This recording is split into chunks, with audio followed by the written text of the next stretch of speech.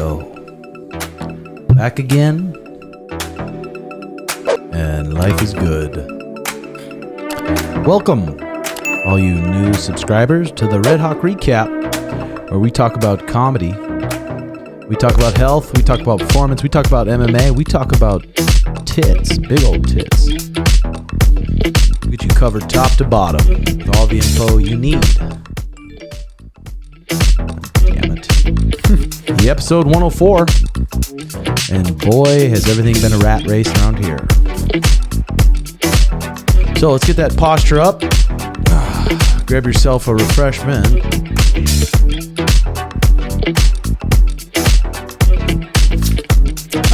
Let's clear our mind. Clear it from all the judgments. Here we go.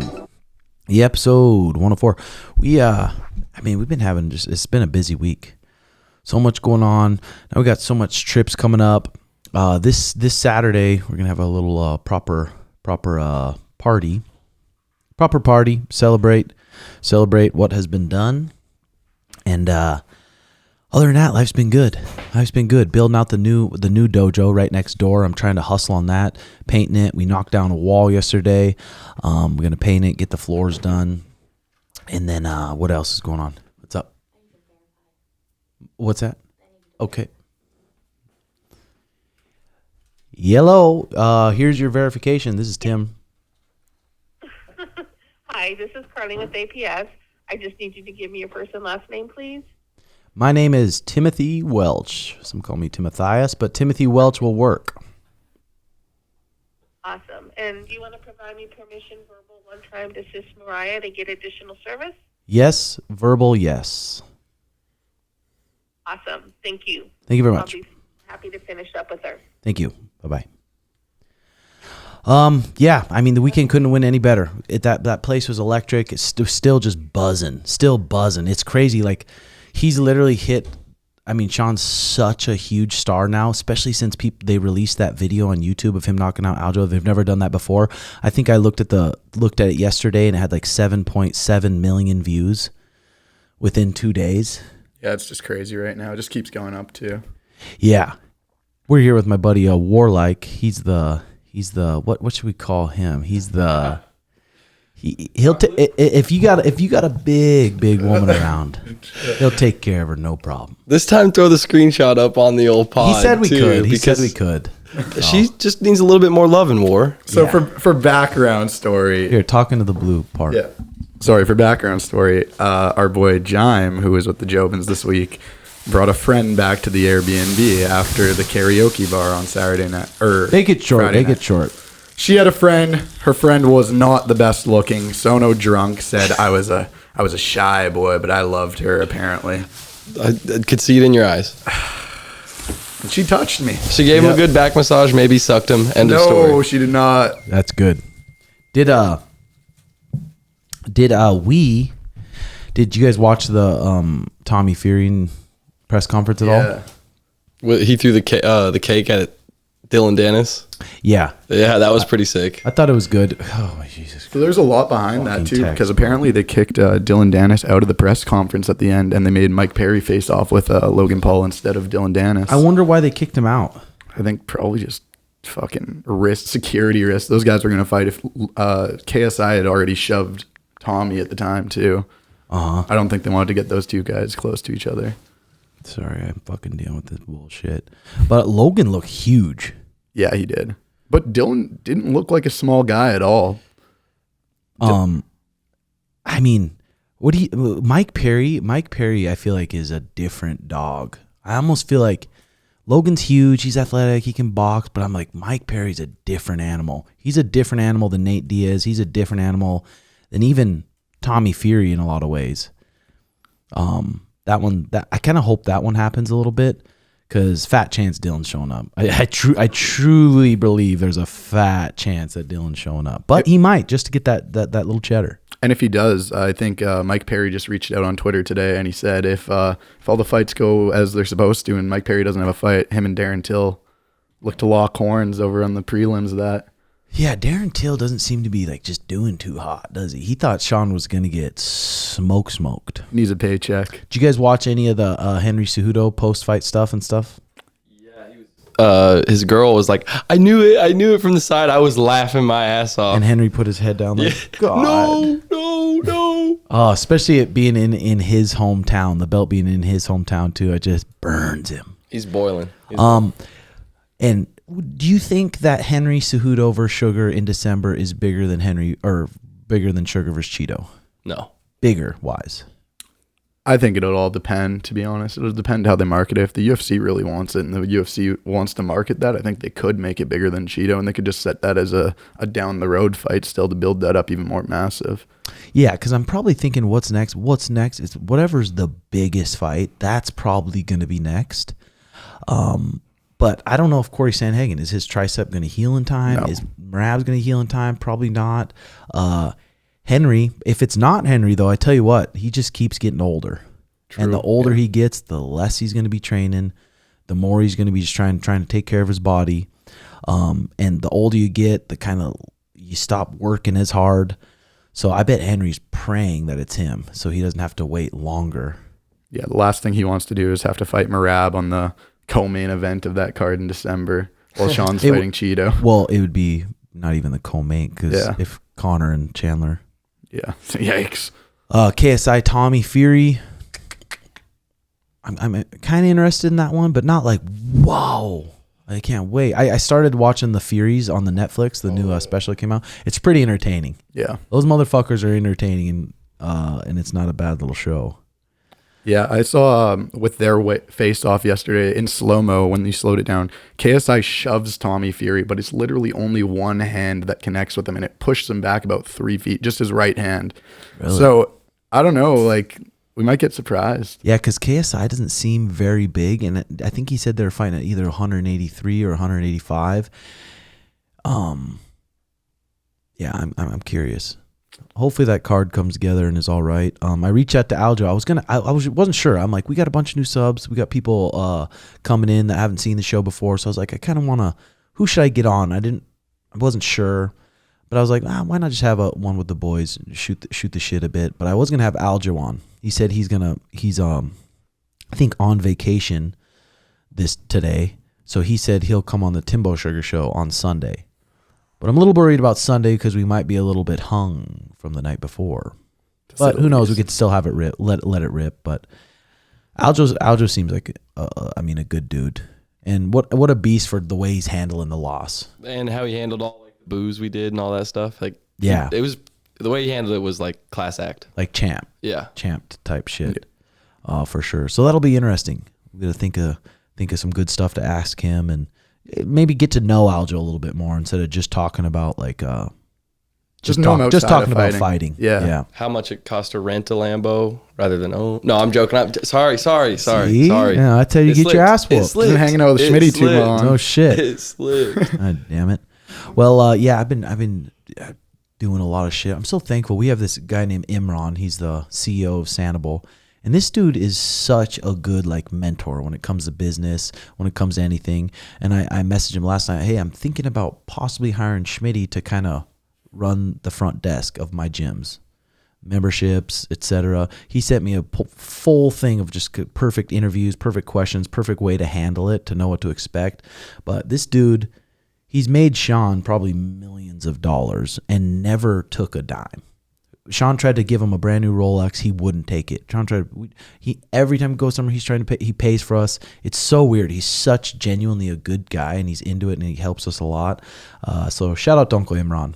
When we were in Abu Dhabi, I had him on the pod and talked about his story, and it's a pretty crazy story.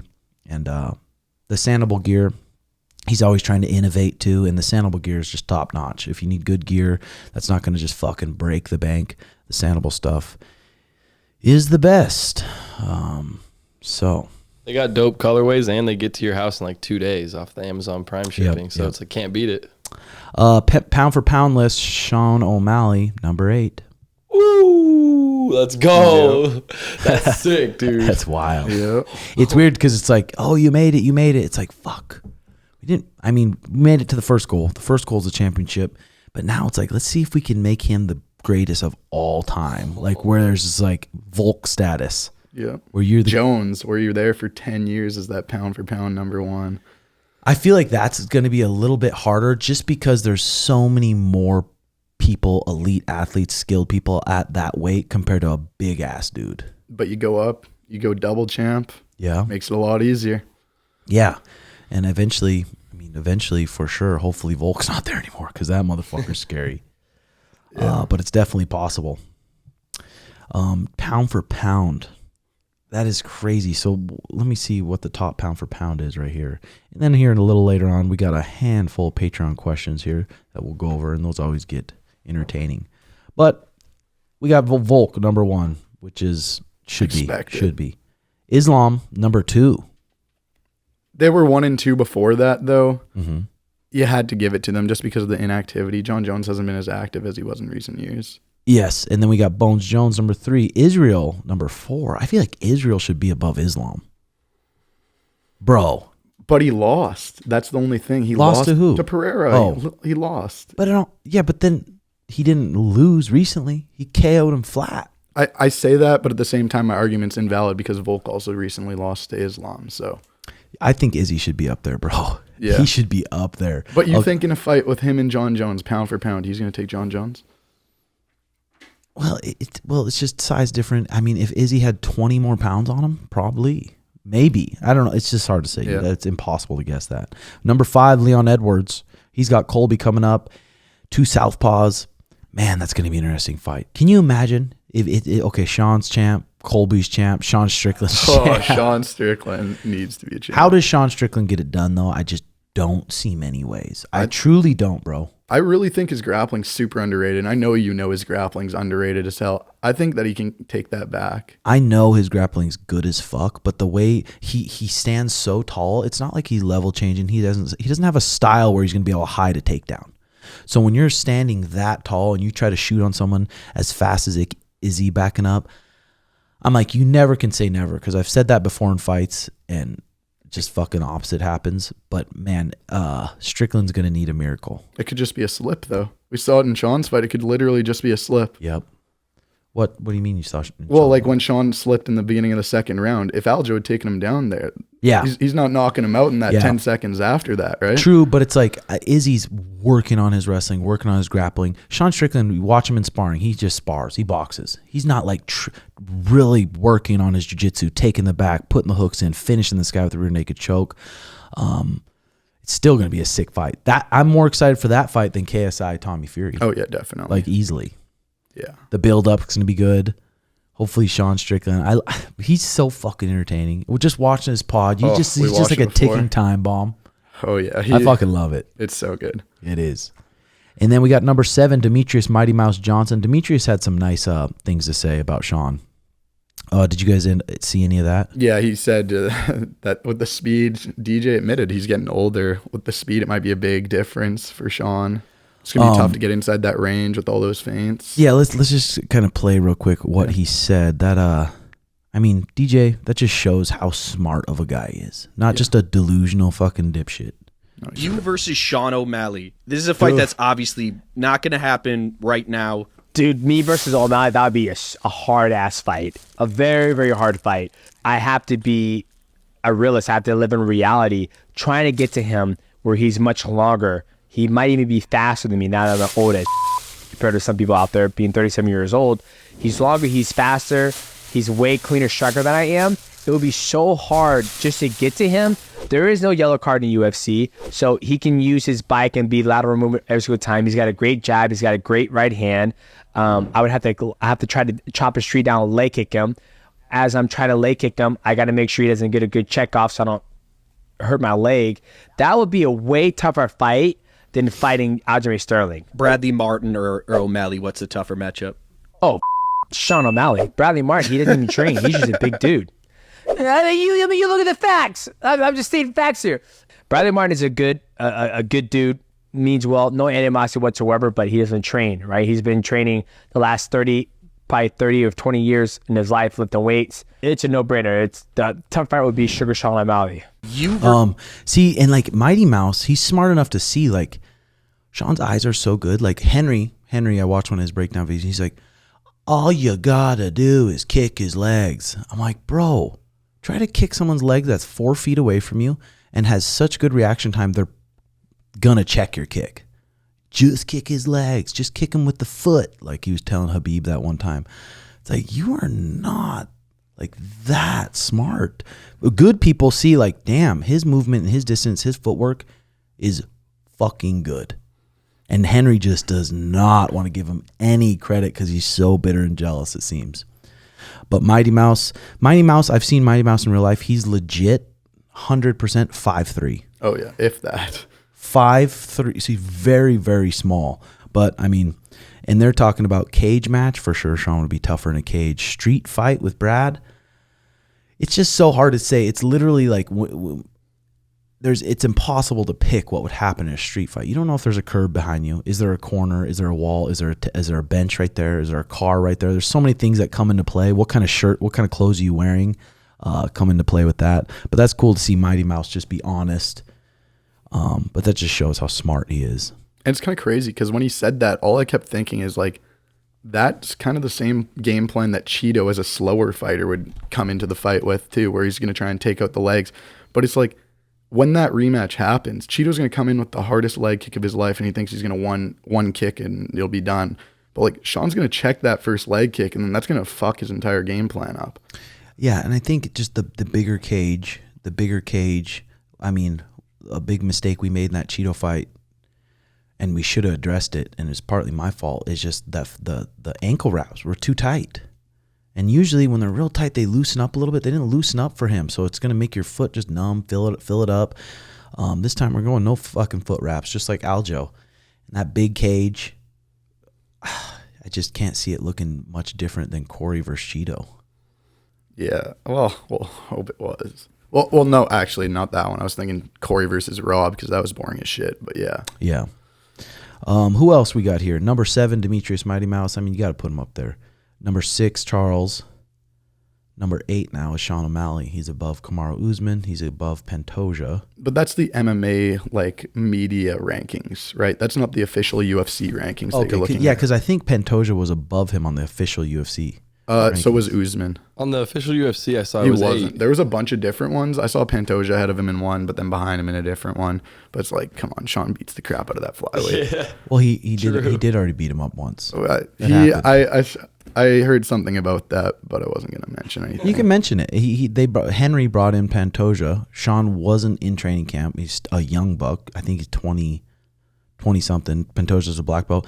Henry made him spar 3 rounds, and Sean wasn't expecting 3 rounds, but Crouch was like, okay, let it happen. And Sean spinning kicked Pantoja right in his liver and put him down in the first round. So I heard there may or may not be video too.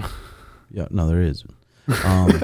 Okay, pound for pound list. Here's the pound for pound list on the official UFC.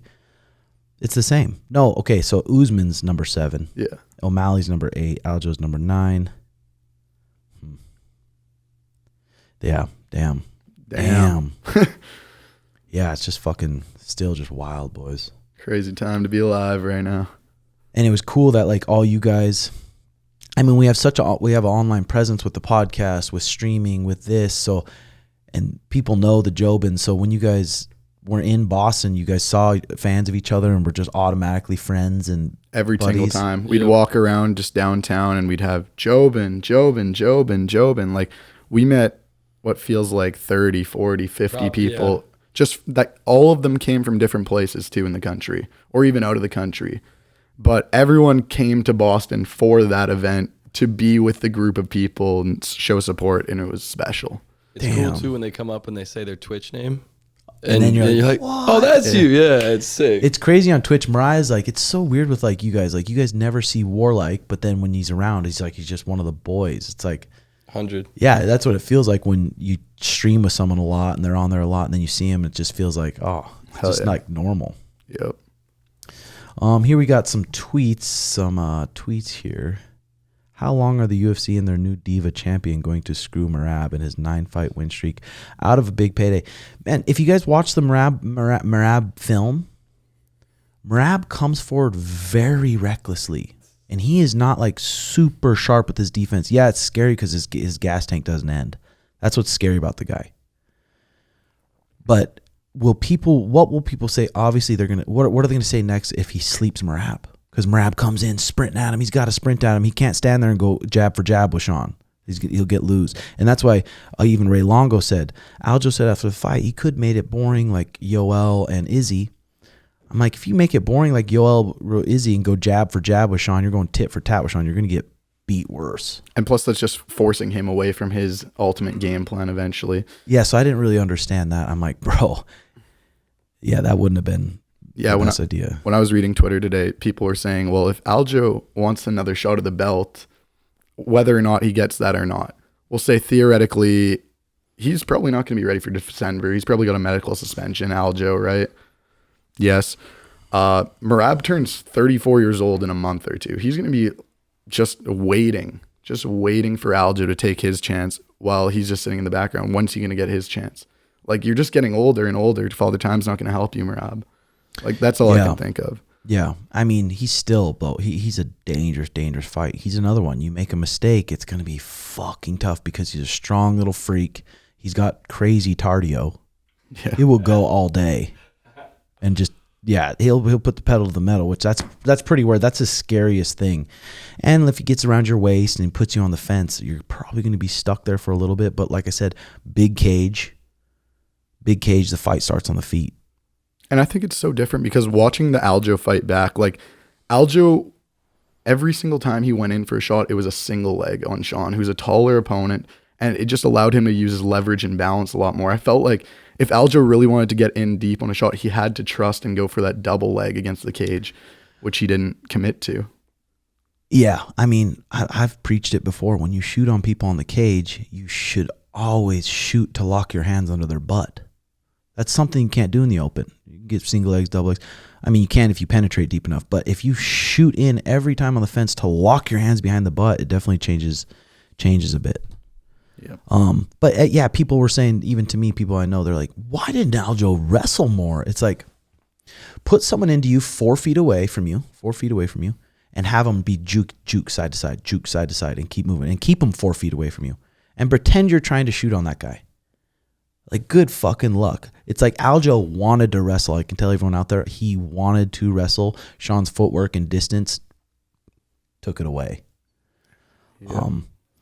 Okay, Jay Romero, do you agree with Suga's ad placement all over tonight's card?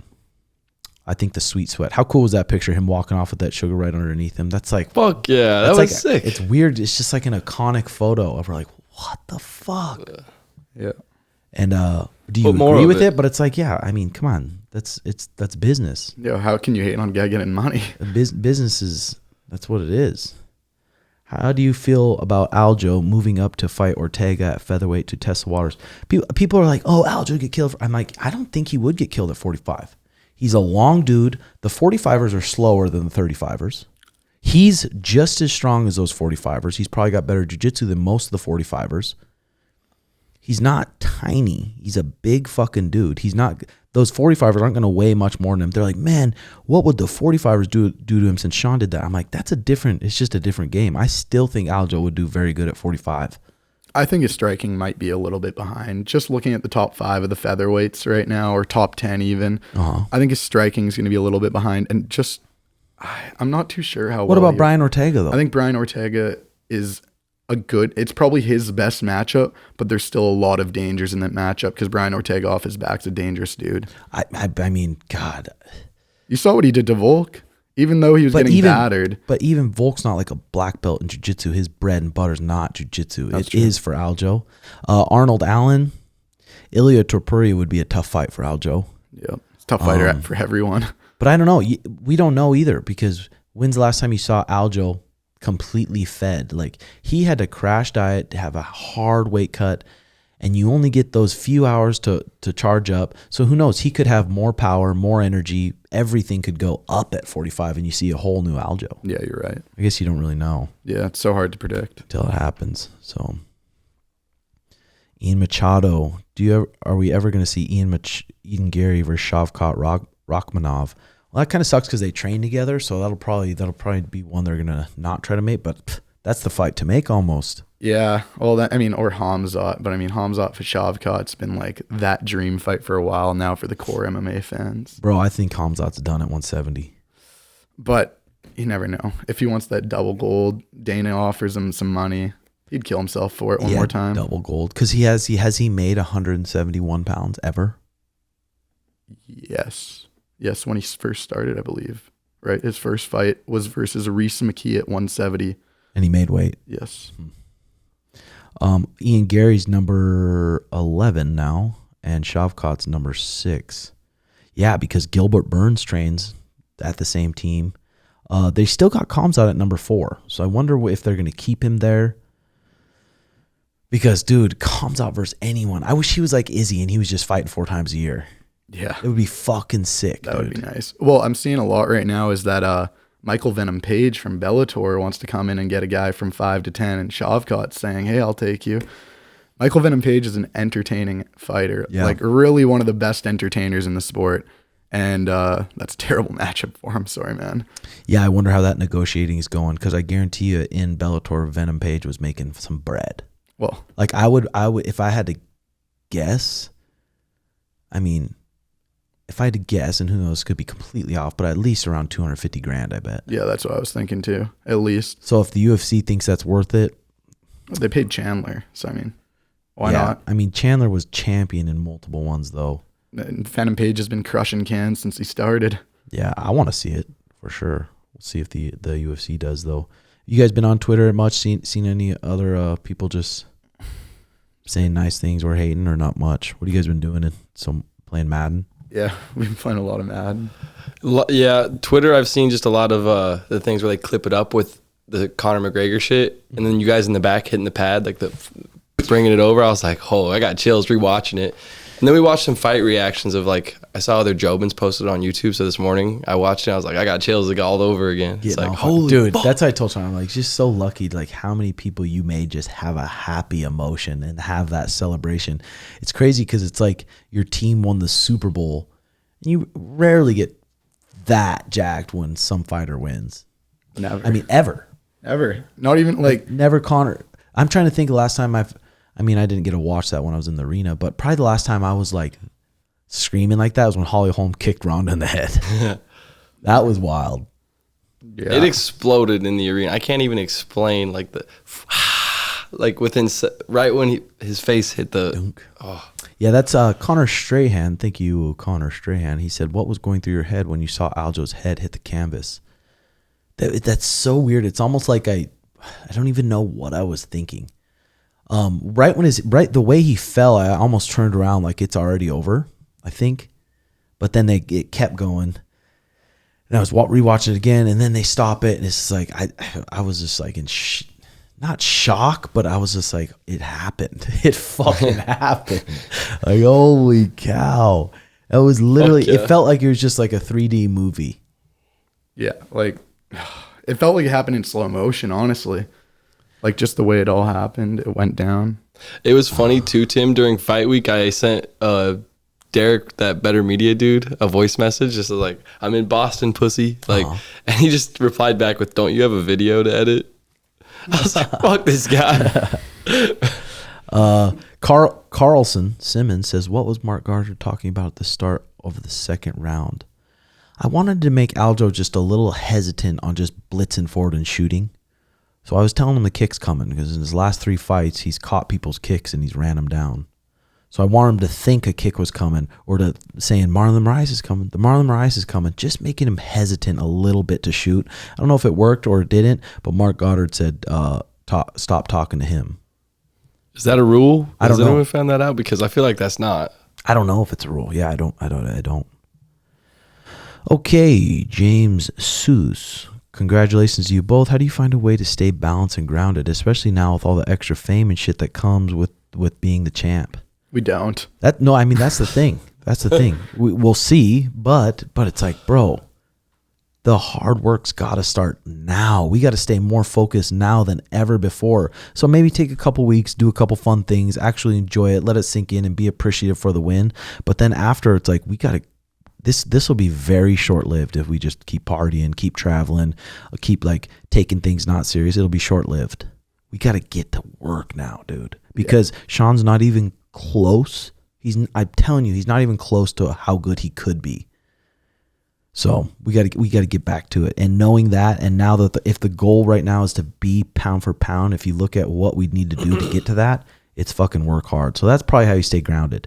And then it's not hard. Like you think you're the man, you think you're a beast. I'll invite some people in here, some great grapplers, some great wrestlers, and they'll fuck you up. And it's like, all right, I gotta get work. There's always someone out there that can fuck you up.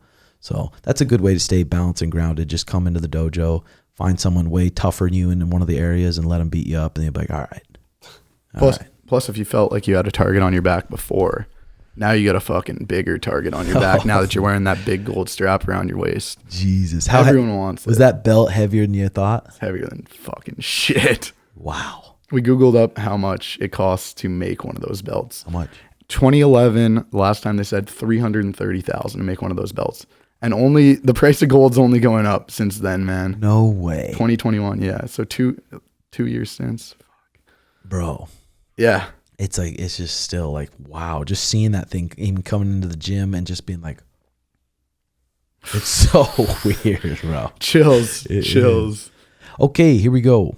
LL Puff Daddy, one of the longtime OGs. Do you think mount or back is more dominant position for BJJ? How about in MMA? Congrats on the dub. I think probably the back. Realistically, a body triangle on the back. Mount isn't just the most comfortable position. Everyone in fighting and everyone, I mean, a lot of jiu-jitsu tournaments too, they're explosive and they're good athletes. So just sticking someone in mount is a hard thing to do. So I would say the back, and especially with the body triangle on the back. Especially because, I mean, in Division I wrestling, in NAI wrestling, in wrestling in America, the body triangle is illegal. So in high school, when you're wrestling all your life, you're not doing stuff to escape the body triangle. So if a wrestler goes all fours, the jiu-jitsu guy ends up taking his back, and now a body triangle's on him. Now it's a lot harder to escape. Yeah, there's a reason that wrestlers choose the half guard instead of the top mount too. Yep. When they're on top, you know. Well, the half guard, you're sitting on one of their legs, and if you can pinch your knees and if you can figure for your legs when you're on top and half guard, they need that leg to get up. You will not be able to get up when they're sitting on that leg. Side control and mount and stuff, they have their legs. They can start bridging. They can start moving. They can be a lot more explosive. So definitely the half guard is one of the best spots to damage someone. Nathaniel Spencer, after seeing Sean's recent comments about MMA managers and the thing that he tweeted about Ian Gary's manager from Vayner Sports, is it safe to assume Sean had a falling out with Gary V's management company? Yeah, they definitely did. But they're dealing with some stuff that's in the courts and stuff. So I'm sure when that's all done, he'll be able to talk about it a little bit. But that's not my place to talk about. Toby, heavyweight MMA, just had a funny comment from a Russian friend. He said he was reading the comments on Peter Yan's post after the Yan fight, and some Russians were commenting, how did it feel to lose to a hooker? LOL. Won some cash on Suga the weekend. I bet on KO in the second. Whoa, Toby, I'm sure that's good. I think Sean was wanting to wear his outfit, his Abu Dhabi outfits this week for the Boston stuff, but Danny's like, no, we're not wearing that. Not funny. I thought it'd been pretty sweet. That would have been hilarious. Soul Filth, talk about manifestation, self-belief. Does Suga being champ feel unreal? Can't imagine what the highs are like right now. Is what you guys imagined it would feel like? I never really imagined what it would feel like. I never really thought, what would that feel like? And it's just, I mean, it's weird. The only thing that really changes is so much shit going on social media. Other than that, we're just still fucking scrubs. Get in our car, go to training, go home, eat. But what's going on social media? That's what's popping. What's your weed schedule during fight camp? When do you smoke? When do you not? I know Sean stopped about 2 weeks out when we were over at my house for those burgers and he had an edible. That was his last little bit of weed. So 2 weeks out, kind of slow it down. Kaylin Navarez. Brian, what's up, Tim? This weekend I got into my 8th Muay Thai and kickboxing tournament. What advice would you give your fighter if they were doing this? Well, Brian, the work's already done, so hopefully you're prepared for that tournament. So now, like I've said before, you got to focus on what you can control. Don't worry so much about the outcome. Just worry about implementing your skills. Anthony Hogeback, brother Hoge said he'd bet his eyebrows that he could twister Warlike in a 5-minute round. Warlike, what's your thoughts on that? I think Hoge is fucking delusional, but I mean, he knows that. If he was in the room this week, he saw me pulling those sweeps on Schmidt, getting in the top, watching Schmidt buck his way into exhaustion. I will give you it. That armbar sweep you hit on Schmidt, you saw it. 6-point sweep straight to mount on a 300-pound man. So I was like, I'm about to get fucked up. He was the first one to go. I was like, damn, he is pretty good. All right. Schmidt was dry, he had all of his energy, and then Brock tells me after, he's like, oh yeah, when I saw that, I looked to Sono and I said, oh, we're fucked. Okay. He did. Hoge says, since you guys achieved your goal of making Sugar a world champ, does that change your thoughts on ever fighting again and trying to get in the UFC? Dude, just being a fighter and trying to get in the UFC, you have to be so selfish. Right now, I have 2 gyms. I have almost 240 or more students. And now I have a kid who's the world champion and the potential to be pound for pound. So right now, for me to be selfish and be like, I'm going to just train myself. I'm going to put all this stuff on the side, whatever. I just want some, whatever I want. I want to fight. That would be dumb. We're in a unique spot to make history forever. Zane. Okay, this is a long one. I'll read it. Had my first fight Saturday, the same night Ya'll fought. Found myself worrying about a lot of things other than the fight. Not necessarily nerves or being nervous, more so of my family being in the crowd. I'd taken down and be like, damn, my family was just witnessing me getting thrown to the ground. What advice do y'all have when it comes to being in the ring? Also found myself looking at the little Jumbotron, looking at myself a lot. Was just an unreal feeling. And when I'm actually fighting, I would almost kind of abandon all of my training. I wouldn't try and keep distance. I would just get hit and kind of want to get hit back and would just try to brawl, which would lead me to getting taken down. Zane, that's the part of being amateur, bro. Those are all the emotions you go through. Anyone on their first, second fight, very, very rarely, unless they've competed at a high level in some other sport, it's just going to be a hectic mess in there. I don't care how good you look on the pads. I don't care how good you look sparring. When you're sparring, you know when you're sparring, that guy's goal isn't to seriously hurt you. Now you got a guy in front of you who seriously wants to hurt you. You got this crowd erupting. You got your family all sitting front row. That's where when we started meditating, when I started meditating because when my jaw was wired shut, I was going to drive myself fucking crazy because I had no one at home with me. So I was like, I got to find something. So the Tools Titans book by Tim Ferriss, all these top performers talked about meditation. I'm like, God, it just sounds just cheesy. And I found the Sam Harris app. They put you through a little program. After I did it, I was like, Sean, you got to try to meditate, bro. You got to. I know it's going to help in fighting so much because these are the big problems in fighting. Thinking about all the things that could happen. Thinking about your family there. Think about who's watching. Think about all this shit. And that's where a lot of people lose their fight because they can't bring themselves in the moment. And meditation, that's what it teaches you, to be able to bring yourself right where you're at and not have thoughts, be constantly thinking about the future, constantly anxiety or whatever, worried about the past or worried about external things. It brings you into the moment. And he's an expert at that. Because to be able to do that in Boston where that fucking crowd is about to erupt, so much pressure on the kid. So much pressure. Knowing he's fighting one of the best guys in the world, the best grapplers, most athletic, long people, and his ribs fucked up. We legit didn't grapple for 5 weeks. I was like, God, I want to grapple so bad. I'm like stressed about making him grapple. Stressed me the fuck out. But he went in there in the moment, confident. It's like, Jesus, bro, that was fucking insane. It's literally like a Michael Jordan type athlete to do shit like that. Special, man. It's just special. Just for what was going on, that would fuck most people up. 99% of people would have pulled out. All right, Ryan Lester. Timbo, love seeing you talk shit during the ceremonial weigh-ins. Do other coaches do that, sending positive vibes? I used to do that a little bit, knowing those guys are a little bit lower level and it'll probably throw them off a little bit. But at this high level, these guys are such good competitors that it's not going to matter. It's probably not going to fuck with him. I didn't really talk shit to Aljo. I just said, hey, you better take him down fast. Trying to get him to think that we're going to throw a flying knee or we're going to sprint at you and throw something up the middle to make him like okay, I'm not gonna take that bait. Who knows if it worked? Maybe it did, maybe it didn't. Probably didn't. He's a fucking competitor.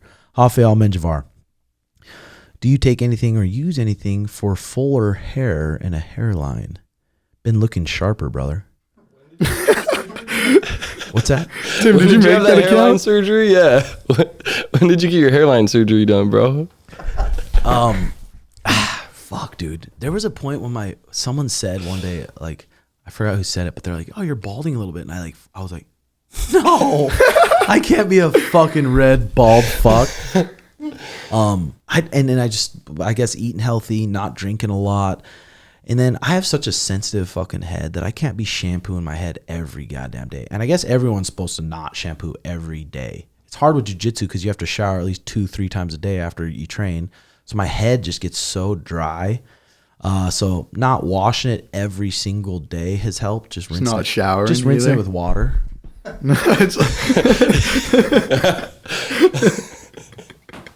I still fucking shower, dude. Fuck. But dude, if I was balding, if I was legit balding, I'd do what Mike Malak did. $2,000, went to that other country, and his hair looks actually completely normal, and he was balding bad. So your time's coming, so you better Never. My dad still got his hair. Grandpa, we're good. You keep boozing like you're doing.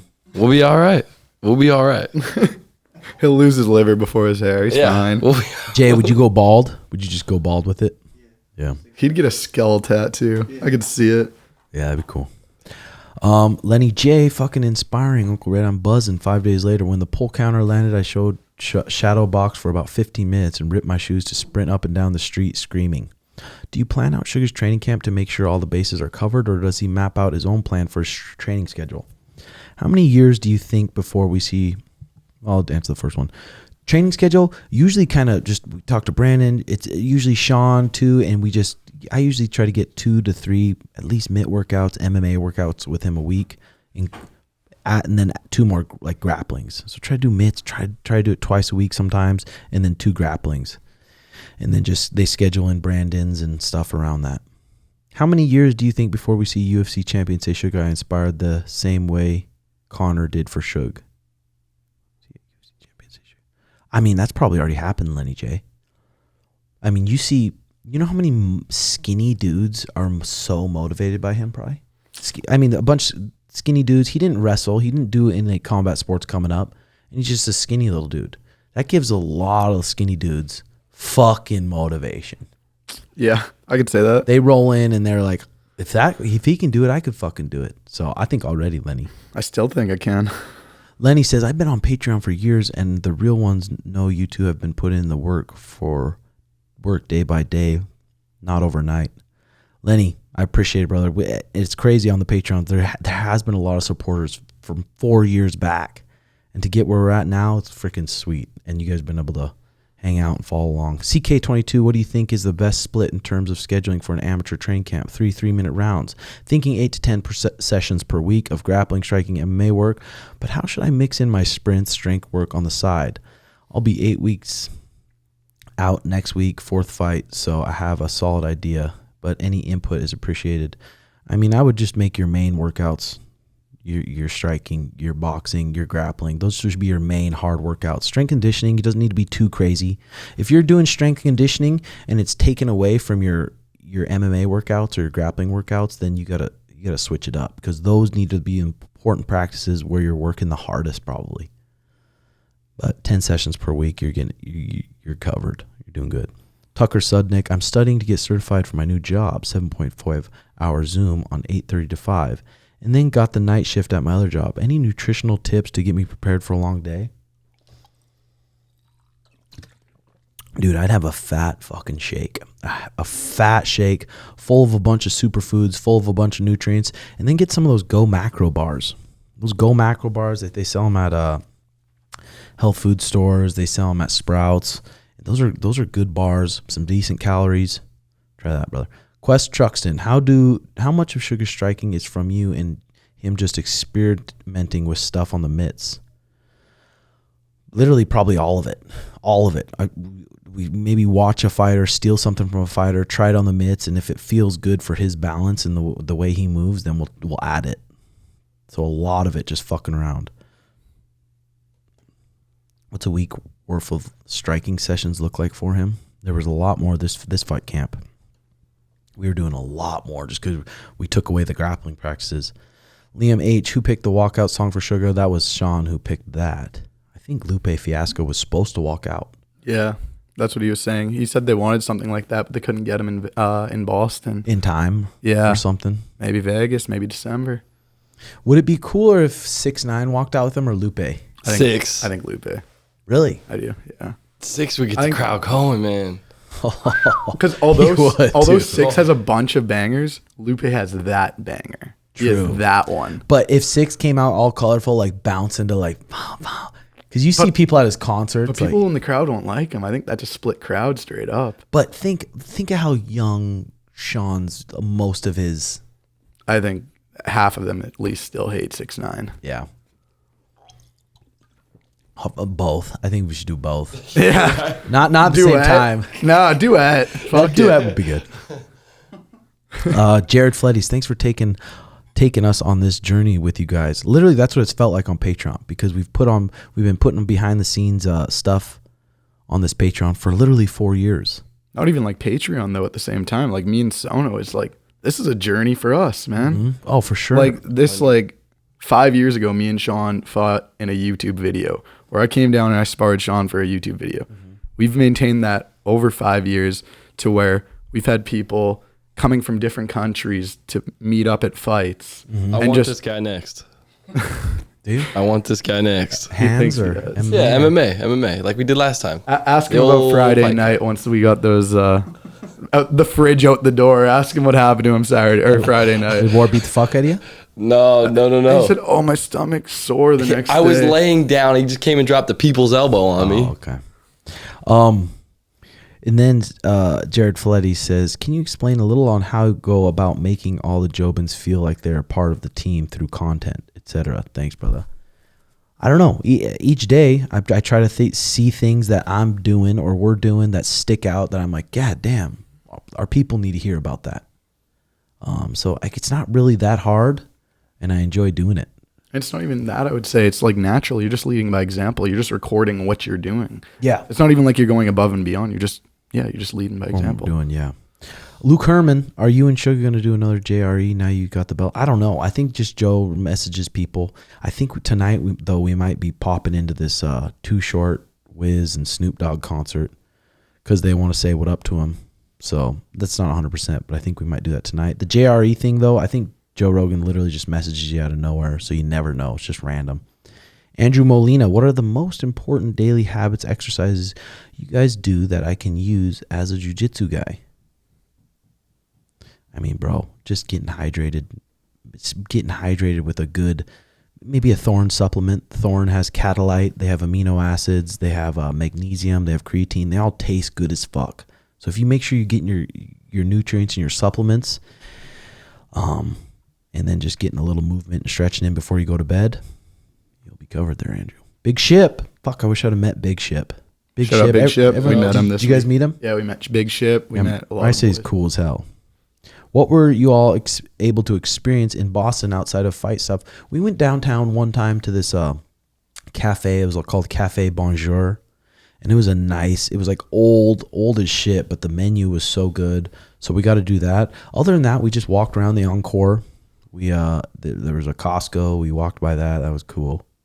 And then other than that, there was just nothing. It was just transporting from the Encore to the Fighter Hotel, back to Encore, Fighter Hotel. A couple times we went to Whole Foods, and that was it. Big Ship. Right there. Yeah, it was a lot of fucking media. A lot of media. So majority was the day was that. NZRM Charlie, congrats Timbo and Suga and the team. Inspiring to see all the years of hard work, sacrifice, and dedication pay off in the championship bout, world championship. Excited to witness the beginning of the Suga era. What's the most underrated aspect of Suga as a fighter that you think separates him from other athletes? It still amazes me that people sleep on his grappling. What's the most underrated aspect? Probably one is his grappling, because he's a fucking good grappler. I mean, we've been wrestling and grappling for years now with very, very good people. So that's definitely underrated. But what's most underrated? I'd say his mindset for me. Easily. Easily his mindset, because people like, you don't understand how much it takes when you've got 1 million people on Twitter calling your name every single day, and 50% of them are talking shit about you and 50% of them are saying good things about you. Dude, and you can have, I don't give a fuck how good your team is. Yeah, a good team, a good coach, whatever, does their little part. It don't matter unless you have an athlete like that can go in there and make it happen. Yeah. And he's that. So it easily is his mindset for sure. And just how, like, fight day, it was a long fight day, dude. Sitting in your hotel waiting for that moment and we didn't even go to the fucking arena till 10 p.m. That's a lot of mental battles you're having in your head. But he said he was literally, and I felt it too, just calm all day. Calm, no emotions in the locker room. Well, even like me and Sono came into the room on Friday night. We saw him, and between Friday and Saturday, obviously, we're all having a bunch of people DM us like, oh, what's going to happen? The fight. Like, everything I just kept telling them was, Sean's so dialed in. Like, he is so dialed in when I saw him. What were you guys worried a little bit about the rib a little bit? Like, I felt no fear on that, because just his confidence, the way he held himself in that time that we saw him, I just knew that if he didn't have anything to say on it, then there was nothing. I remember the day that it happened, and I was like, his mindset, like you said, is crazy, because seeing that, and then remember when you guys let me watch him when the Embedded was here, hit the last pads, that day, I was like, something special was in the room. When I was like, something's here. Bro, I felt that too, that those last days on those, there was just something just like. I was the only one in the room sitting there. I was like, there's no way no one else feels this shit. Embedded, you feel this? Because just me and him is fucking sick. Yeah. Cracking. It sounded like a gun's going. Yeah, and that's what happened. For sure. Fucking fire. Schwacked Jack, story of the first time you got cauliflower. Did you accept it? What were your immediate thoughts? It hurt so bad. It pissed me off so bad because you couldn't sleep. I got it drained a couple times, and then you barely touch it and this blows up again. It's just like those nights of sleep are a pain in the ass. But then if you just let it heal, both my ears were huge. I emptied them, they'd fill back up, but then I just gave it like a week. Might have been a little bit more. But now they're just rock hard, and it just doesn't bug me one bit. So some people freak the fuck out about that cauliflower. Just drain it. Accept it. Now you're going to get way more pussy. No, it's just jokes. I don't know if I've ever met a girl that thinks it's hot. Actually, I have. I've seen girls that are like, God, that's just hot. Then a lot of people think you're just born with some fucked up defect. Looking at you, they might think that, yeah. Okay, Tucker Holland. Besides last week, what are some of your favorite moments from the career, coaching or fighting? I don't know. It's so weird how things work out. Weird how things work out. Because if I wouldn't have, like, my dreams obviously were fighting the UFC, of just being obsessed with it for 10 plus years. That's my only goal. Never worked a job. I've just been training in mixed martial arts, trying to get good at all these different areas. And then that happened, broke my fucking face, started getting bills from the medical bills because the promotion wasn't covering it. I'm like, this is a fucking nightmare, dude. But then it led me to just kind of focus on opening the gym, focusing on everything else that I'm doing now. And now I wouldn't trade it for anything, dude. It's so crazy how from that happening was such a painful, like, sad thing. And it led us to now. So it's fucking just sweet. Paul Check calls it like the hero's journey, going through shit like that. Yeah. You got to go through the fire and the flames, man. Yeah. So yeah. And then Sean winning the world title. I mean, that just trumps it all. It was just the most epic thing ever, dude. Jesse Shemansky. I assume there's going to be a lot of people wanting to train at your gym. Are you going to put on a cap capacity on it? I actually am. You remember Monday? That was crazy. Motivation. That was crazy. That's what I try to tell the students, remind it. I don't know if I worded it good enough, but I'm like, God, this motivation, you can't just always, it doesn't last. You worded that good. Whatever your goal is, even if your goal is just like, I just want to be a blue belt, or I want to win a tournament, or some people's goal is to be a world champion. Whatever your goal is, you gotta commit to it and hold yourself accountable and not wait for just spurts of motivation. The motivation that motivating people is good, but it's like it's fucking worthless if it just fizzles out. Because it's easily, when you're training jiu-jitsu, it's too easy to find an excuse not to train. Oh, it's my neighbor's birthday. my cousin got a tattoo and I gotta go help, or I got a tattoo and I gotta. It's like, this is too easy to find an excuse. So you gotta figure out what you want to do. Really figure out, like, damn, what's my goal? What's a realistic goal? A hard goal that I can accomplish, and you gotta hold yourself accountable. If you don't, there's a good chance you're not gonna be shit in your life, and you're just gonna have to be a robot and find some normal job. So when you say things like that, though, do you prefer your students have a short-term goal or a long-term goal when it comes to jiu-jitsu or even growing stuff like that? I think you can reevaluate the goals, but I even have on my sheet when you sign up, what's your goal at the bottom? What's your goal? It's like some people's goals, like, I just want to get in shape, which is perfect. Sweet. Just try to show up, be consistent, get in shape. Some people's like, I want to compete. Okay. Or some people are, I want to fight. Okay. It's like, so they write down those goals, and then I see those goals and then the expectation's different for each one of those. What's your goal? Does that answer your question or not? Kind of, yeah. Well, my goal, I would want to be a black belt someday. I think that's a good long-term goal. I want to be consistent. I'm never going to stop doing jiu-jitsu. That's just something I've learned. I've been doing it for so, like... The sweet thing about that, like, you're going to be a black belt. The only way you wouldn't be a black belt if you just quit. Yeah. And that's not going to happen. No, I don't see that happening. Which is a fucking good goal. Yeah. What about you? Top 5 lightweight in the UFC. No, I'm joking. I'm joking. Black belt. Imagine if that was your actual. We're like, are you fucking retarded? A little bit. No, just get a black belt. I want my short-term goal is to compete, just to go compete, not win, lose, to compete. That's my short-term goal. That'll be good. I'll be good because I'm thinking if we keep you cooking at the pace you're cooking, thinking maybe January. Copy. Might be a good one. January, February might be a good time. I'm going to start tapping into no-gi too. Yeah, there's going to be a lot more no-gi going on. So that'll be good. How do you retain information you read from books? Something that sticks out. If something sticks out in a book, I'll just underline it. And I'd never read a book start to finish, like ever. Mariah always does. She cannot bounce around books. But I have different books. I'm like, what am I thinking that I want to learn today? Like, is it how to communicate better, how to be a better leader, how to just different shit. So I'll pick up the book. And then if it's a book I've read before, then I can start from the beginning and re-look at the stuff I underlined that stuck out to me. Yeah, I'd say that. Tim, I have fear of flying airplanes. Any advice? My buddy Bulldog David Mashad, he was in the UFC and they literally cut him because he's scared to fly. He got offered a fight in Australia, a fight that he would have smoked the kid. And he said no. And the UFC's like, well, we're going to let you go then. But he tried it. He tried to even do a class where you go there and you just sit on the plane. You just sit on the plane and see if you can stay calm. It's not going to take off or anything. But then that's like, fuck, that would suck. Or like he would have hated your Spirit flight, huh? The way you said that was landing.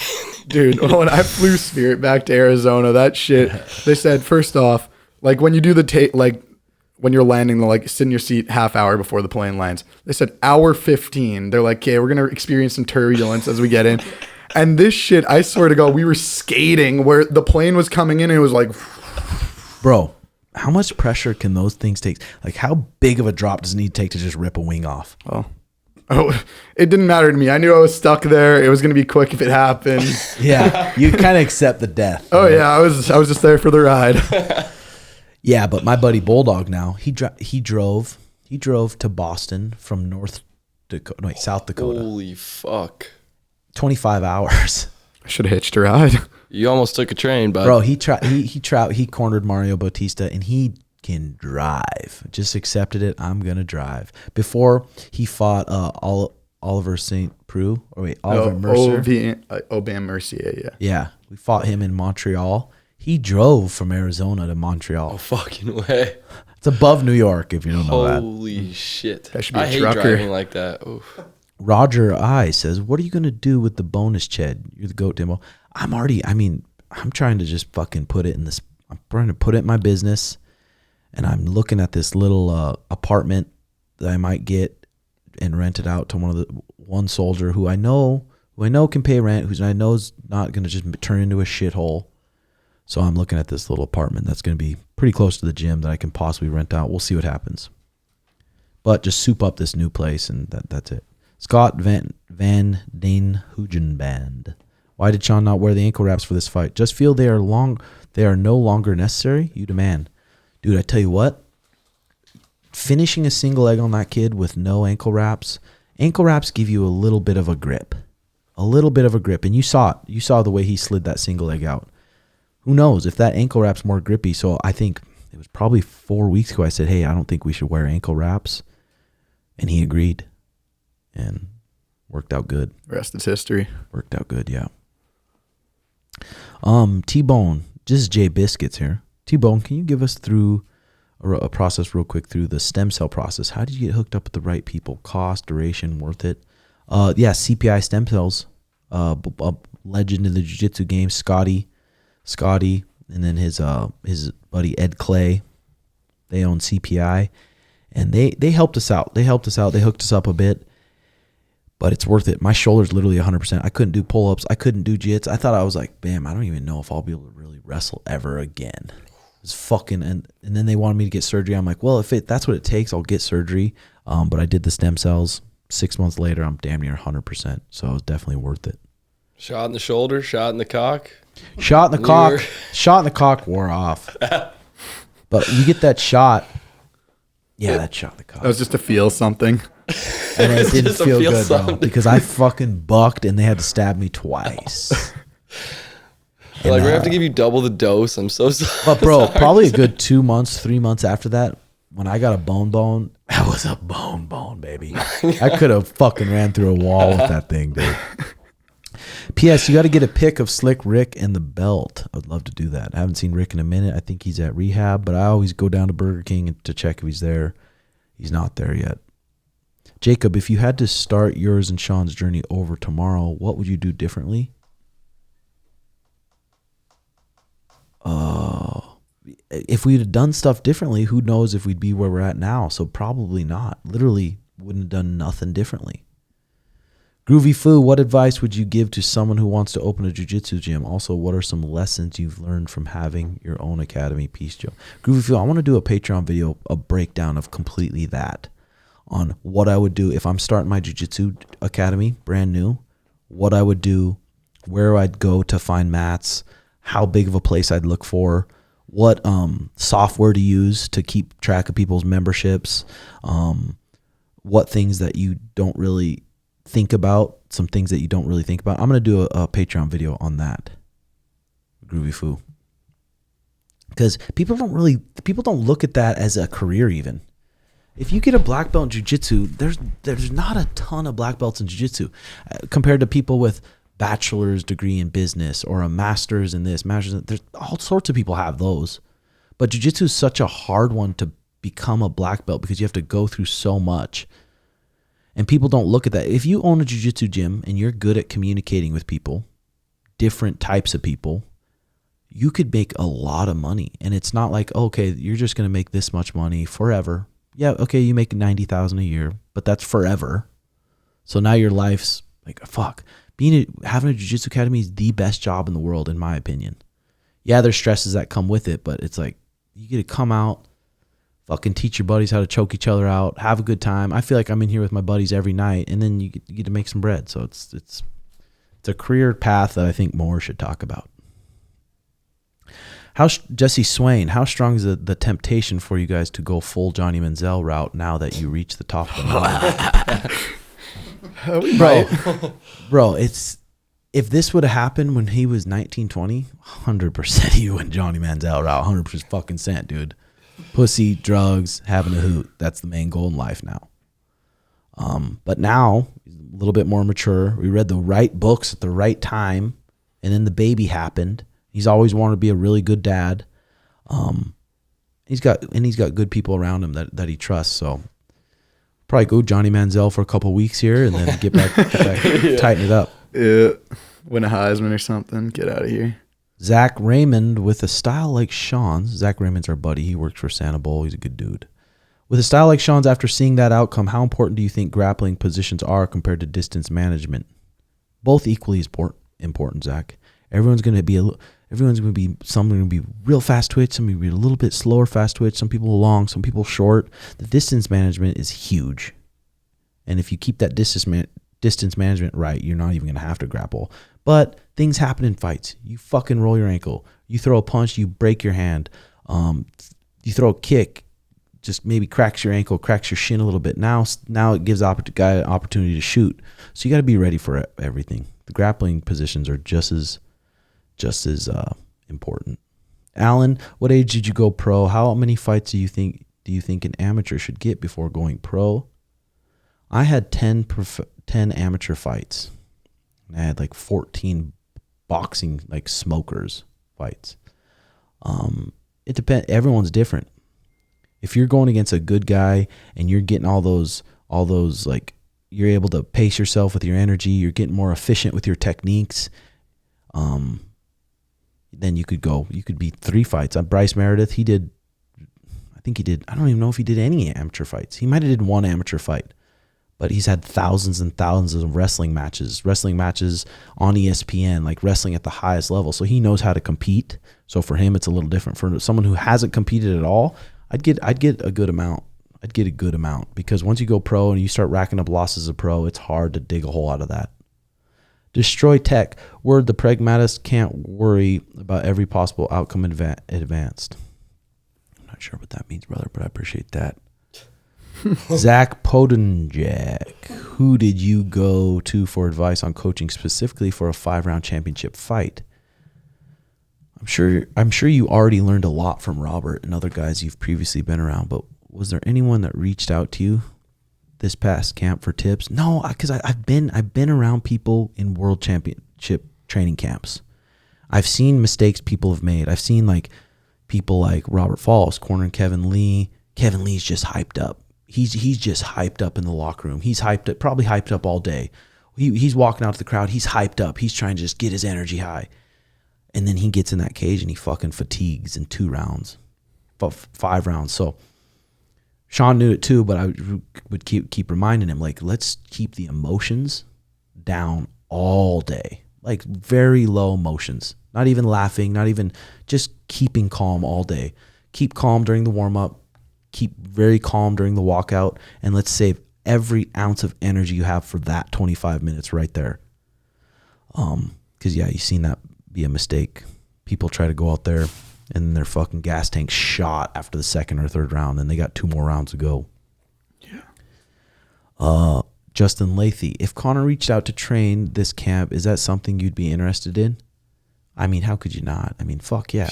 Do it on the yacht. Are you kidding? Fuck yeah. Let's go take some bumps, get into the fucking training room, just flex in the mirror, hit some of the Jose Aldo Connor shots. Head home. Then do it again next weekend. Justin Lathy, also any Redhawk merch drops coming soon? Yes, we actually, these specs, these glasses are going to be available Those soon. goggles? Yeah. So you see a motherfucker with these, you know he's either looking to scrap or fuck. Yes, sir. They'll have a little Redhawk Academy logo on those too. And then a couple like vintage type shirts are going to be pretty cool. They're coming out soon, Justin Lathy. Hayden Russell, I know you say the whole team, Dan Garner, Brand Harris, etc., are the best in the world. I 100% agree, but what do you think separates them from the rest, and why are they the best? With that said, do you think it is essential to build a team like this early on, even as an amateur? Dan Garner owns his own businesses. He's so fucking passionate about what he does. It's insane. The same with Brandon Harris. He owns his own business. He's so passionate about what he does, so passionate about the latest research and just improving himself. And both those guys live by what they preach. I do think that separates them from the rest, for sure. For sure. Why are they the best? Probably just because, like I said, they're so open-minded and open to learning. Plus, they're very smart and they've been around the game for so long. Just wise people. With that said, do you think it's essential to build a team like this early on as amateur? I mean, Brandon Harris, he's probably $200 an hour to work with. Dan Garner, to get your blood work done by him, is probably who knows? He's coming out with a thing to make it cheaper so more fighters can do it. But he's a very expensive dude too. He works with the best athletes in the world. So to find that as an amateur would be hard, but you could find something similar. Find a strength conditioning coach who's really hungry about learning and learning from other strength conditioning coaches. Find a nutritionist who's maybe in college and that's going to be their passion. And then you could maybe grow all together. because affording them early on would be hard. Shane Liu, in your own words, how do you define a top G? Probably a top G. Probably a guy who just like is in charge of his own emotions. He can't let someone just get him all bent out of shape. Someone who maybe has a passion and they're working towards it. What would you say, War? I would say somebody that doesn't let others affect their goals and their beliefs. Like really somebody who stays in their own lane and just trusts the process. Because like you're always going to have people that are doubting like or say something's wrong. But as long as that's what you believe and you go with what you say, like you don't do things differently. Yeah. I mean, what would you say? Like stoicism, just in a different way. You're super stoic. Yeah. You just hold it like down like a top G. You can't affect me. But when it comes to routines and like discipline and same, you got to have those dialed. Yeah. You got to have those dialed if you want that. John Maxwell, are you and Suga thinking about renting out an Airbnb in Peoria for the Jobins to visit and train at your gym? John Maxwell, I might be getting this place, and it's a couple miles from a gym. I don't know if I'm going to rent it to someone just permanently or make it an Airbnb. We'll see. But yeah, I'm looking to do that. Jay, my girl caught me texting other chicks after going through my phone when I was asleep. She's Red pissed. flag. How would you handle that situation? Red flag. She run through your phone, bro. But Get out of there. now he got caught. Now he got Get busted. out of there. But maybe he likes her. Maybe he likes her, and maybe he likes her a lot, and everything matches up. They get along. She's got her own shit going on, and maybe he was craving some other puss. How would you guys feel if your girl, or if you had a girlfriend and she went through your phone and you woke up, she's like, "Why are you texting this big chocolate woman tonight?" I honestly, so I'm on the other side of the spectrum with that, where I think that that's okay. I personally don't That mind. the girl looks through the phone. If my girlfriend wants to look through my phone, I don't see a problem with that because I've got nothing to hide. Mm-hmm. But that's the way I look at it. Yeah, I mean, if it's Jay, it's either gonna make you go. No, this is the Jay on here. It's either gonna make you take your relationship to the next level, or do you not really love your girlfriend that much and you're looking to build a relationship with another girl, or are you looking to play that game? Because I know how it is on that phone. It's like it's a little game, and if you win at this game, you get a picture of tits, or something like that. So yeah, maybe it'll cause you to talk and be honest and just, or you'll just be like fucking try to deny and just keep lying. I don't know. What they don't know won't How kill would you them. handle this situation? I mean, at that point, you got to be honest and just. I don't know what you're looking for because maybe you're building another relationship or you just want some puss on the side. I don't know. So I guess that's the difference there. Brandon B, you and Mariah, thoughts on having kids soon? I'll bet my money if you guys get pregnant, Sean will bust in Danny right away. It's probably pretty accurate, Brandon. I don't know. Yeah, probably in the next couple of years, maybe. I don't know. I just don't feel like right now in my life, I don't feel like when I go home, I'm just missing something. I'm missing something. I just need to have a kid. Little Tim running around the corner. I want that because it'd be fucking fun, but it'd bring a lot of stress, and I want that eventually. But right now, I'm like, I just don't feel like I'm missing nothing right now. You have to throw a football helmet on that kid inside the house. What are some hidden Michael BR? What are some hidden tips you employ from the corner in a fight, like talking to your opponent to get them thinking about kicks or yelling to the ref to get them to call a fight? What are some hidden tips? There's not really hidden tips. I would say having your hands up at the end of the round, like as a fighter, though. Yeah, like you're the man. I won that round. I'd say for me at least as a bystander. But. Those judges are so stupid it could work. Yeah, they're really dumb. Just gets the fuck beat out of me. Just jump. Yeah, that's man. Nate Diaz won all 5 rounds. Yeah, no shit. Yeah, other tips, probably tips. It's just like, dude, you got to just let that person calm down for 30 seconds. You don't have a minute to be fucking barking at them. Their heart rate's so high, shit's going on. And you go in there and start yelling at them for 1 full minute. That's too much for them to remember anyways. So get them to calm down for a while. Get them to calm down, follow their breath a little bit, calm down, and then give them 1 or 2 simple things. As a coach, do you prefer when a fighter's like responsive in the cornering there? So like, I know that there's some corners where they'll say like yes sir, like after like or repeat. What do I want you to do? Yeah. I mean, Because I know he's smart enough. It's going to make sense to him what I say. And if it doesn't, then it's okay. I mean, he's the one in there fighting. Yeah, I think just for me from the outside, I feel like when you say like that, yes, sir, it gets past that like subconscious mind just saying, or like maybe a little bit more focused for me, maybe my brain. Yeah, I mean, I think every fighter's going to be different too. And every fighter's maybe they need a fire lit under their ass. Like, what the fuck? Like, let's get going. You're not a fucking bitch. Show me you're not a bitch. Let's go fight. Or something. Every fighter is different, but I know Sean. He just wants it calm and he wants it just straightforward. Sometimes there's gonna be times in the corner I ain't got nothing to say. I ain't got nothing to fucking say. Maybe just reiterate a little bit of the game plan. Just focus on that and let's go. But people go in there and they start barking shit just because they think they need to, and it's like, God, that is terrible advice. Sometimes you hear these fucking guys. Less is more. Okay, here we go. Isaac the Great, sometimes I go back and watch all the old pods. Shits are hilarious. Do you ever go back and watch some and reflect on how far you've come with the pod? And also, how do I get the Thorn discount? Yeah, if you're a part of the Patreon, you get a 30% off on the Thorn supplements. The third party tested the best supplements out there. And you just got to message me on Patreon, your name and your email, and I'll have Mariah send you the link. But I haven't watched those pods. I think those pods and stuff will be funny to watch when we're way older. A lot of these fight vlogs, go back, watch some of them just to bring back some memories. That'll be fun. It's sweet in our day and age. We're going to be able to do that. We'll go back and look at all these old memories. Compared to 20, 30 years ago, all you got is in your brain. Photographed, and then you have to replay that memory in your brain. And then, yeah, you can twist it however you want. It's like, Brody Jack, tips on becoming a coach in BJJ MMA. Books, courses.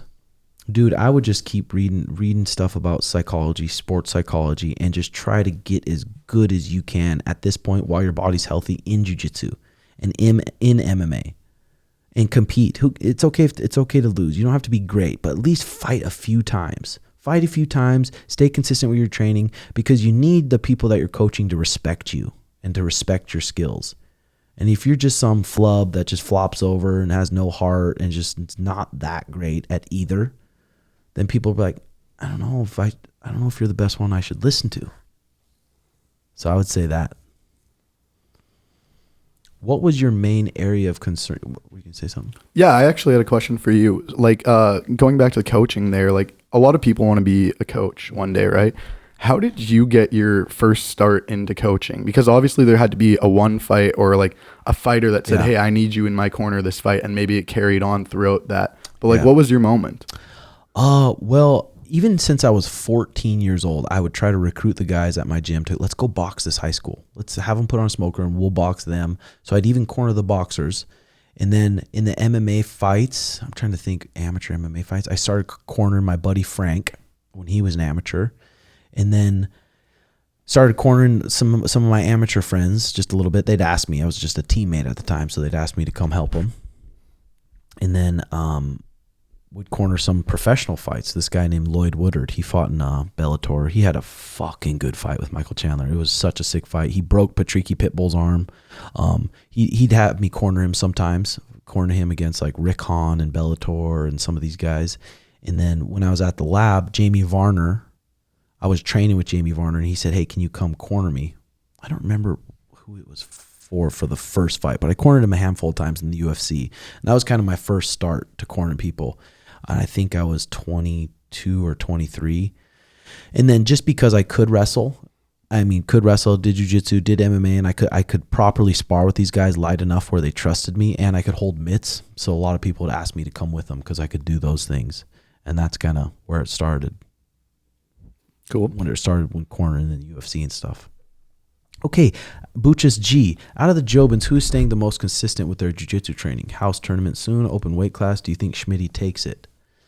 Who's most consistent? Brock. Yeah, sure. and you can see it in his skills too. Yeah, Brock's probably most consistent. And an in-house tournament, so that would be a 4-person tournament. Would the first round be Schmitty versus Brock, and then you versus Brendan? Yeah.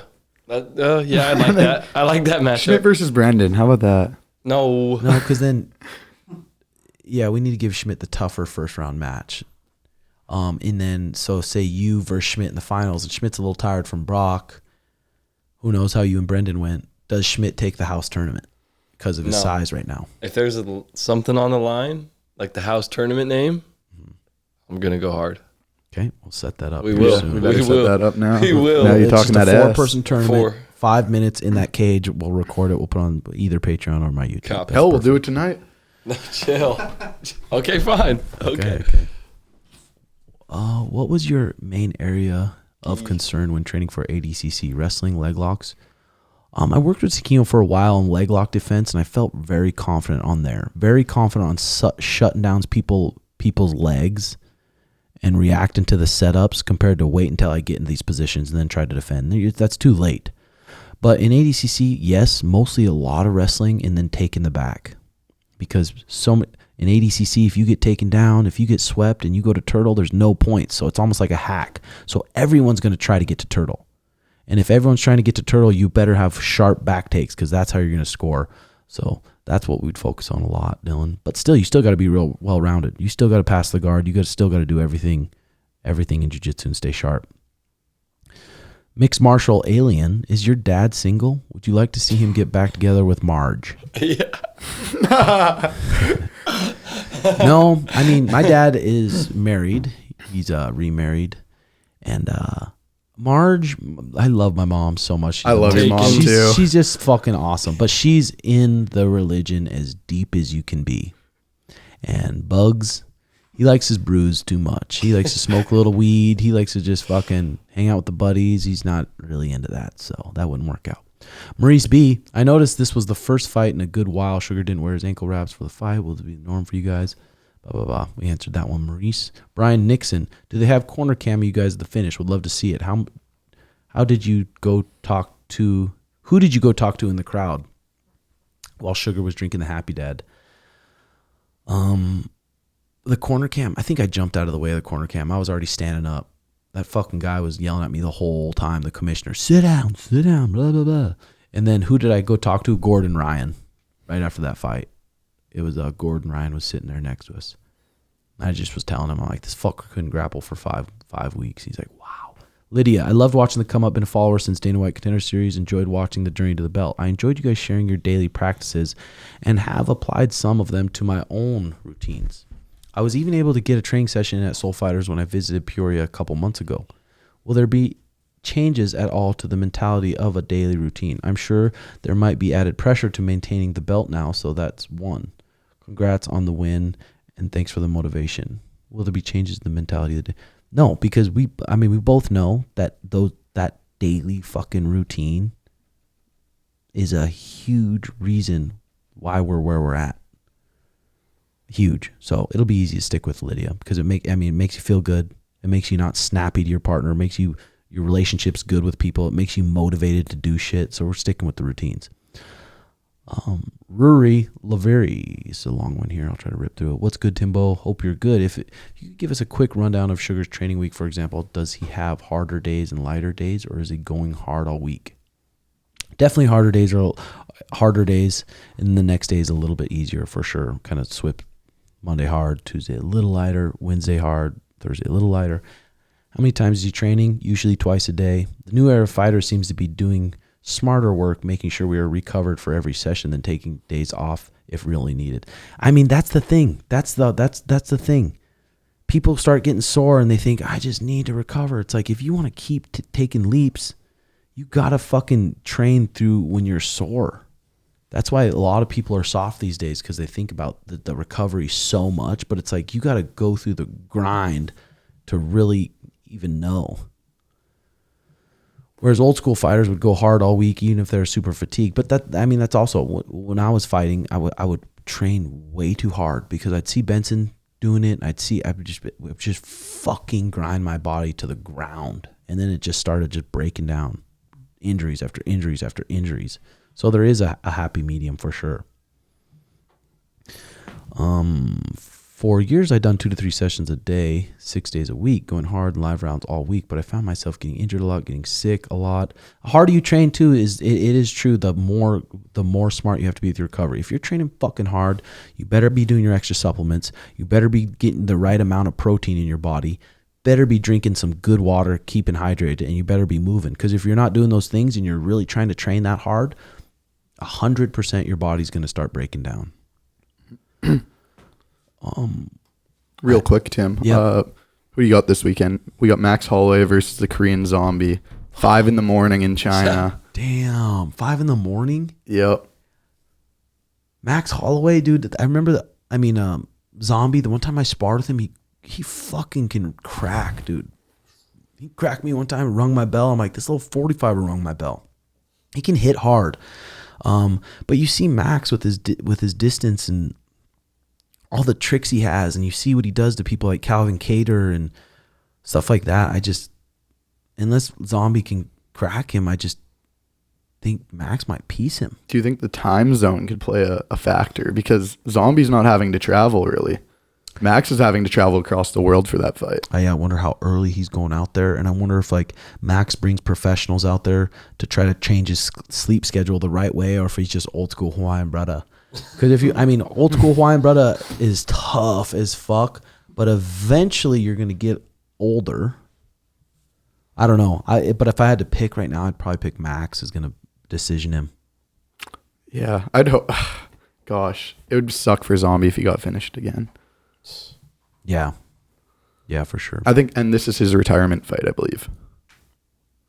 Max? No, for Zombie. Oh, really? Damn. Yeah. Okay, Dyke Tyson. What's the best and least awkward way to decline to roll with someone? What was his name? That'd be Dyke Tyson. Oh, okay, cool. What's up, Dyke? What's the best and least awkward way to decline to roll with someone? I would just find a nice way to kind of tell him why. So, say you're a big dude and I don't want to get injured, and you ask me to roll a war. You're a big ass dude and you're really spazzy. I would say, hey, brother, I just don't want to get injured right now. I'm gonna try to go with people who aren't quite as crazy, but maybe here in the future. Just say, I'm coming back from an injury, man. It's like, I'm not trying to read. Nah, bro, I'll go light. And even if they think you're a bitch or whatever, who cares? Who fucking or you cares could be honest, what you say think? you smell like shit. Yeah, exactly. I have no problem telling students if they smell like, hey, you smell bad. It's the worst. And now you're making other people smell bad because they got to sweat. So just try to be nice about it, and then just maybe be honest a little bit. But if you don't want to go with them just because they're good and they're fucking you up, you got to maybe go with them and just be like, okay, he beats the fuck out of me every time. I'm going to just try to hold him in my guard as long as I can. And then you hold him in the guard. And then maybe this round, I'm just going to try. He submits me 5 times around. I'm going to try to get him to submit me just twice. And I'm just going to try to defend and count those as little wins too. Also, man, what was your corner advice to Sugar in the first round? It was just the same thing. I knew he was going to start reaching and lunging in, fucking be able to smoke him. Isaiah Trevino, you boys ever coming back to Houston, champ? Oh, I remember that weekend, Isaiah. I remember it fucking loud and clear, buddy. Yeah, we're going to come back soon. Pause. I believe Sean could be triple champ all the way up to 55, which would make him the greatest of all time. Is this your goal? Right now, the goal is to defend the belt. That's it. That's all we got to think about right now. Gabe Harshbarger. Is there ever going to be a Suga strain? Smoke on some Suga Kush after knocking Cheetos out? I'm sure there will be one day, brother. We're almost there. Gabriel Boyce, with so many people comparing Suga to McGregor, how do you prevent him from going down the wrong path? Or is this path of partying and drinking okay when Sugar has 100 mil? Once he has 100 mil, there's a good chance you ain't going to see him fight again. Scary thought. Yeah.